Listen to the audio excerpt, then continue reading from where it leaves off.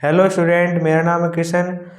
तो आपका स्वागत है हमारे यूट्यूब चैनल में। तो आज हम डिस्कस करेंगे क्लास 12th अकाउंटेंसी का चैप्टर नंबर 2, जिसका नाम है साझेदारी फर्म का पुनर्गठन, नए साझेदार का प्रवेश।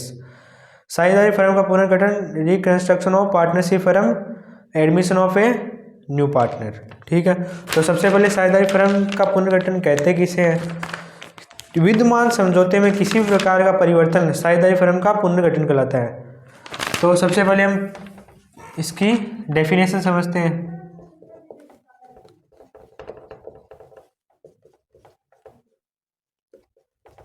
परिभाषा: विद्यमान समझौते में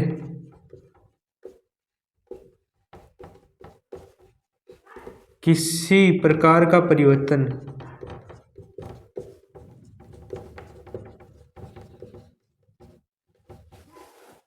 साझेदारी फर्म का पुनर्गठन कहलाता है।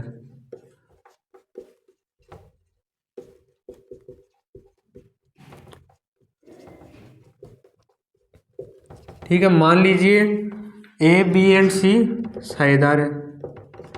अब ये 3-2-1 के अनुपात में लाभ विभाजन बांटते हैं।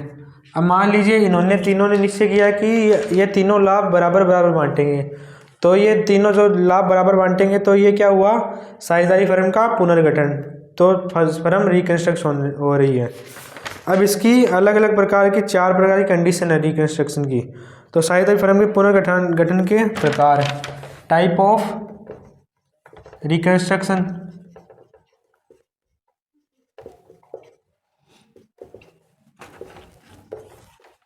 पुनर्गठन के प्रकार। सबसे पहला प्रकार है नए साझेदार का प्रवेश।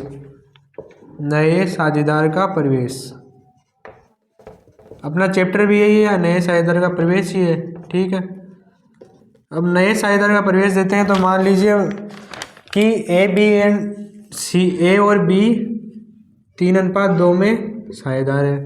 अब वो सी को 1/6 के लिए फर्म में प्रवेश देते हैं।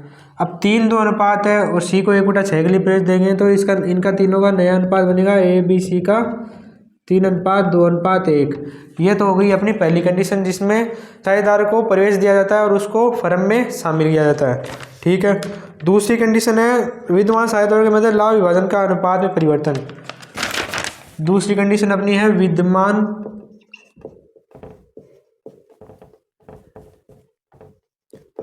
साझेदारों के मध्य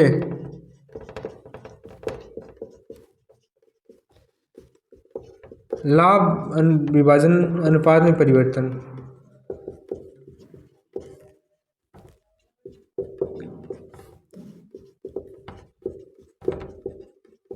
अब लाभ विभाजन अनुपात में परिवर्तन, तो मान लीजिए कि x और y दोनों 3 और 2 के अनुपात में साझेदार हैं। अब क्या करते हैं, ये दोनों 3:2 के साझेदार है और इसमें क्या कर रहा है, विद्यमान साझेदारों के मध्य लाभ अनुपात में परिवर्तन। तो लाभ विभाजन अनुपात में परिवर्तन करेंगे तो 3-2 को ये दोनों x y ये निर्णय लेते हैं कि ये दोनों 1:1 यानी बराबर बराबर बांटेंगे। तो ये लाभ विभाजन अनुपात में परिवर्तन हो गया। तो x और y का दोनों बराबर बराबर बांटेंगे। अब तीसरी कंडीशन क्या बोलती है? तीसरी कंडीशन ये कहती है कि विद्यमान साझेदारी की सेवानिवृत्ति। विद्यमान साझेदार की सेवानिवृत्ति,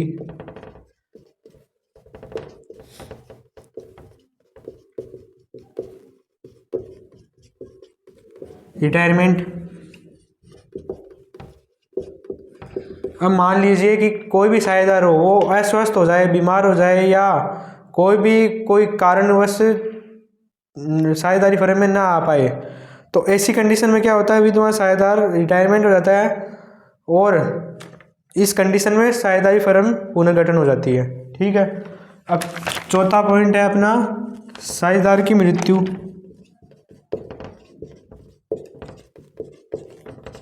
डेथ ऑफ पार्टनर।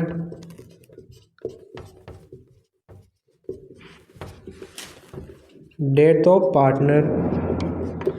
अब चौथी कंडीशन बोल रही है कि मान लीजिए कोई साझेदार की मृत्यु हो गई तो जो बाकी साझेदार वो अपना अपना लाभ विभाजन अनुपात बराबर बराबर करेंगे या जो फर्म में नियम है उसके अनुसार करेंगे।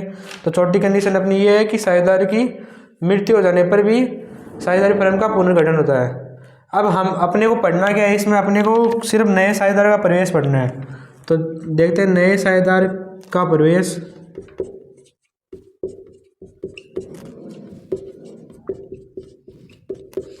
अब नए साझेदार का प्रवेश में अपने पास दो कंडीशन होती है, ठीक है। मुख्य दो अधिकार प्राप्त होने हैं साझेदार को। अधिकार, सबसे पहला अधिकार तो यह होता है कि फर्म की परिसंपत्तियों में भाग लेने का अधिकार। जो भी फर्म की कोई भी एसेट होगी या संपत्ति होगी कोई भी, तो उसमें उस साझेदार को भाग लेने का अधिकार है। फिर दूसरी कंडीशन ये बोलती है फर्म के भावी लाभों में भाग लेने का अधिकार, मतलब जो भी फर्म के भविष्य में जो भी लाभ होंगे उसको लाभों में भाग लेने का अधिकार है, ठीक है। धन्यवाद। ऐसे वीडियोज़ के लिए हमारे चैनल को लाइक करें, सब्सक्राइब करें और ज़्यादा से ज़्यादा शेयर करें।